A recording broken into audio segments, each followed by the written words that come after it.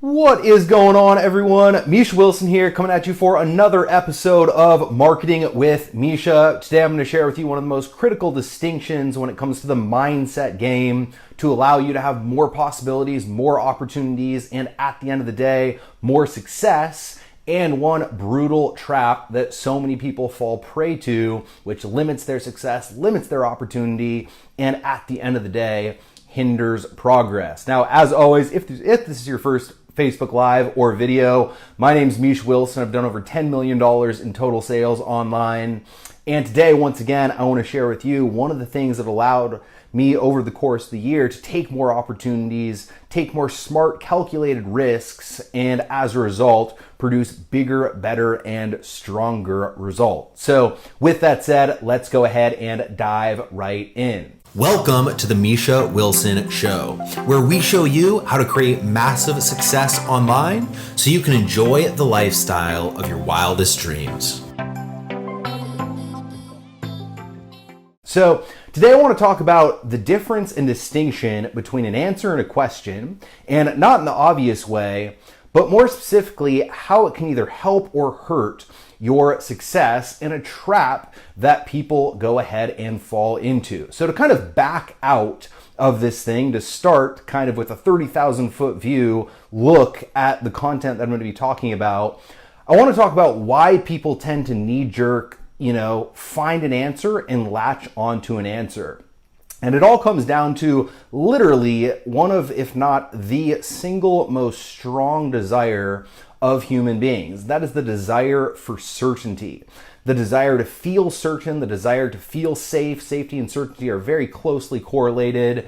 And really the desire to feel secure, safe, and certain above all else are the things that drive human motivation. If you ask someone, they'd rather have adventure and, an amazing lifestyle and, the lifestyle that the video sales letters always paint out and nonstop action all the time, they might say yes, but if you tell them that they can have that without safety, without security, and without certainty, well, if they say yes, then they'd be lying. Because at a core level, above all else, people want certainty and people want security. Now, what tends to happen, and I'm seeing it happen over and over and over again in today's world, probably more than ever right now with all the different crazy stuff going on in the world, all the different points of views, all the different labels, all the different, I'm this, you're that, I'm Democrat, you're Republican, I'm, attached to this belief system, you're attached to that belief system, and so on and so forth.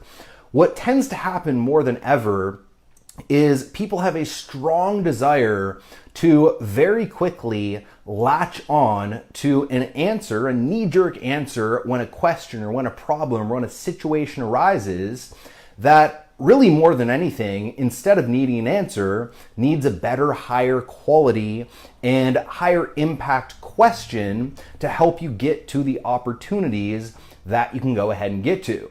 And essentially why that happens is the human brain is wired to essentially find the biases that it wants to go ahead and reinforce and then get behind those biases and essentially defend, confirm, and live through the biases that we have, through children, through experiences, through being a child, through childhood, and through all of our various experiences in life. One of the things that we all have to be very aware of, or if we're not aware of it, one thing we have to constantly be reminding ourselves of is the simple fact that literally we are the sum of all of our biases, right? From a mental point of view, we all have biases. We all have biases where we either tend to lean left, politically to make this political, or lean right. We have biases when it comes to sports where we tend to lean towards the people who we like and we lean, away from the people that we don't like. And based on those biases, we see things a certain way. Based on those biases, we perceive things and we judge things a certain way, right? I'm a Lakers fan. The Clippers just played. There was a foul on one of the Dallas teams, and all of a sudden my bias popped up. Whereas, the refs are favoring the Clippers, and this is going to be a long, playoffs for the Lakers because the Clippers have the refs.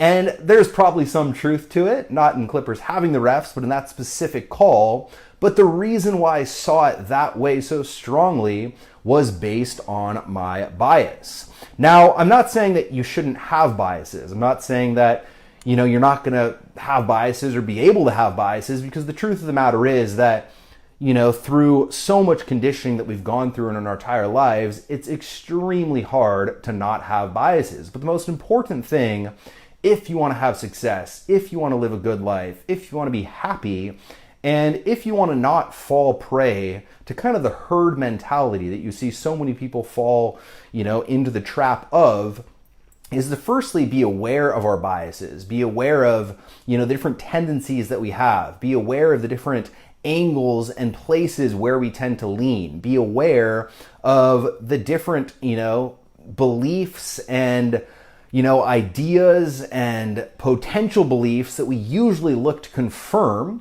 through our confirmation biases, and be aware of those things.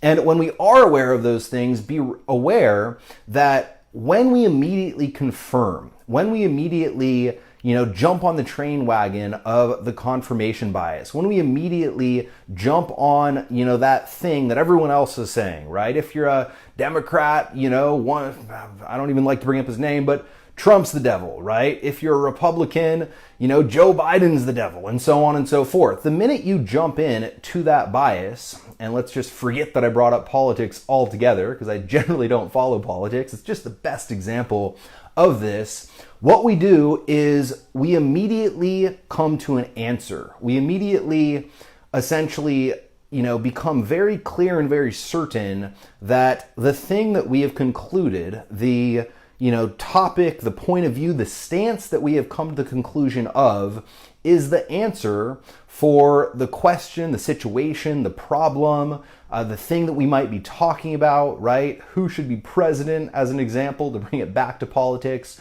We immediately come to that actual answer. And the great thing about answers is that they make you feel really certain, which at the end of the day, once again, makes you feel really safe, makes you feel really secure, makes you feel, once again, like you have a lot of security. And so at the end of the day, it makes you feel really good. But as I always say, everything comes with a cost. So while answers are awesome because they make you feel safe, they make you feel secure, they make you feel certain, the cost is the possibility that you lose and that you forfeit based on the fact that you have jumped to a conclusion.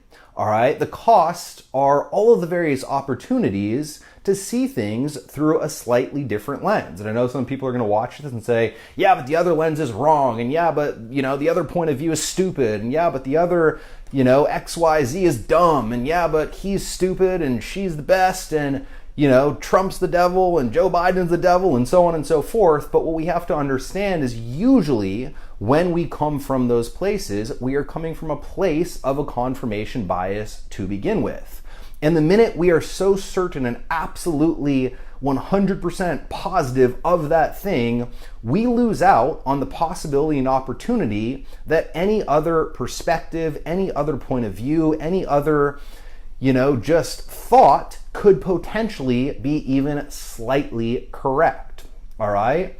And the minute we get clear and that, essentially that answer crystallizes, we then lose out on all other opportunities. And so it's a huge trap always jumping to the answer immediately versus sitting with the question, sitting with the problem and not the problem, but instead reframing the problem as a question and then sitting with that question while you allow more opportunities, more possibilities, and more points of view to come up while you kind of examine which point of view or not you want to go ahead and subscribe to, decide to believe, which one you think is most logical, ideally, instead of emotional, and which one you think is best to move forward for your life, for your business, for your situation, and for your success. And to make this really kind of tangible when it comes to your business, I see people all the time, What's the best source of traffic? And they hear one marketer say, this is the best source of traffic. And because they hate the feeling of the uncertainty of not knowing what the best source of traffic is, right? No one doesn't want to know how to get traffic. You need traffic. It's the lifeblood of your business. It's the gasoline. And so because of the fact that they don't want to feel the uncertainty and the, feeling of not having security around not having that answer, they jump to a knee-jerk reaction. And the truth of the matter is that what's the best source of traffic? The $1 million question usually comes down to who the person is, usually comes down to what your strength is. And as always, give me some comments, likes, hearts, and shares. Let me know what your biggest takeaway was in the comments. If you are getting value out of this video, don't forget to go ahead and hit that subscribe and hit that bell icon notification button if you're watching on YouTube and if you're getting value. But the minute you jump to that, once again, answer of solo ads is the best traffic, YouTube is the best traffic, Facebook is the best traffic, whatever the thing may be, you immediately eliminate any and all possibilities that something else may work. And the truth is, what it actually boils down to when it comes to what's the best source of traffic is who's trying to run the traffic, right? Are you super analytical? Then, the Facebook Power Editor might be right down your alley and you might be really good with Facebook. Are you really good in front of the camera? Do you excel in front of the camera? Then YouTube might be the thing that's best for you. Do you excel when it comes to email follow-up? Is your strength being able to write really compelling emails that convert and that engage and essentially keep your email list on the edge of their chairs ready to open, click, and buy? Then the best source of traffic might be solo ads. And the minute you come to that answer without really truly looking at all of the different opportunities and all of the different possibilities and all of the different ways that you might be able to answer the question slightly differently or address the situation slightly differently, you limit yourself from all of the various opportunities that are out there that might be a better path. So, in a tangible context and an example with your business, that's what I'd go ahead and say. And then the exercise that I would recommend is the next time a question comes up, right? The next time a problem comes up. If a question comes up, spend some time, get a piece of paper, sit down, write out the question, make sure it's a high quality question, make sure it's a high impact question. Then after you've written the question out, take some time to logically think through it. Take some time to really examine your strengths. Take some time to really examine the market. Take some time to really examine the assumptions that you're making about the possible answer. Take some time to really examine the risks that you're, going to put your business in or take your business out of by going ahead and choosing one way or another. Apply logic towards it. Look at all of the various possibilities and then move forward based on what the best answer to that actual question is. If it's a problem, if it's a situation, all right, so I can't get enough traffic, I can't get enough leads, God, my capture page isn't converting right, my capture page is only converting at 12%.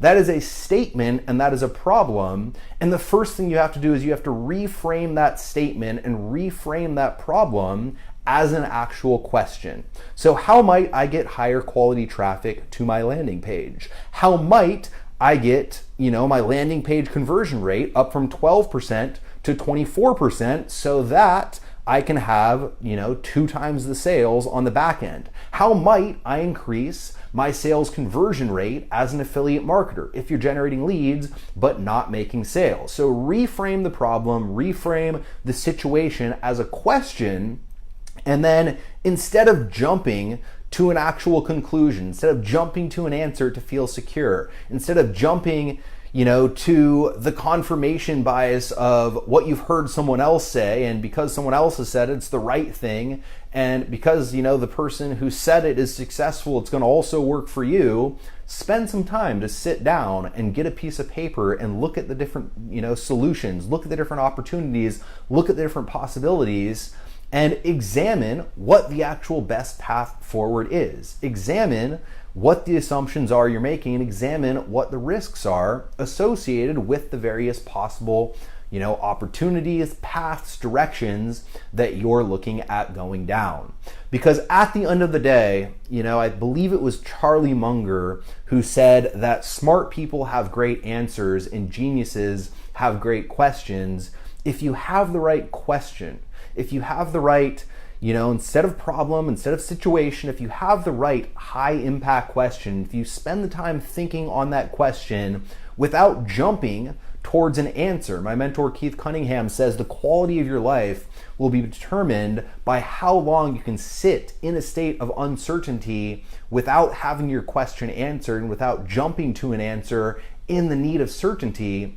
The longer you can sit with that question unanswered, unless you actually come to the answer and do it relatively quickly and it's the right answer, the higher the quality of your life. A better question, more better questions, higher quality questions more frequently unlock higher opportunities, unlock more possibilities, unlock, once again, more potential situations and options that can help you move forward long term, and more potential opportunities, more solutions, and more possibilities if executed upon consistently, and if executed upon effectively, will at the end of the day drive results, drive once again your progress in your business, and drive once again the profitability of your business, which at the end of the day gives you a cooler life, gives you a cooler lifestyle, and really once again is what I believe you're all after if you're tuning into these videos, if you're watching this,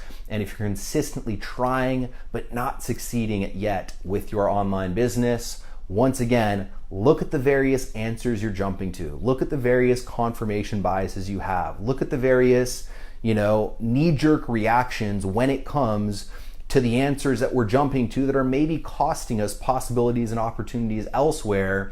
Examine the assumptions we're making. Look at, what might be a good question that'll help you to move forward and help you get unstuck from that place of being stuck. Or maybe the best place for you to start is, how might I get unstuck, and what might be the best path moving forward to help me get unstuck, so that once again you can sit with that high quality question, come up with opportunities and possibilities, not answers. Never seek the answer. Seek the possibility and seek the opportunity, then choose the best possibility and the best opportunity. And as a result, your business will grow, your business will flourish, and you'll see more success, and at the end of the day, way more progress. So that's my episode for the day. Hope you got a ton of value. As always, if you did, leave me a comment below. I read each and every single one. I absolutely love reading them. I try to reply to every single one.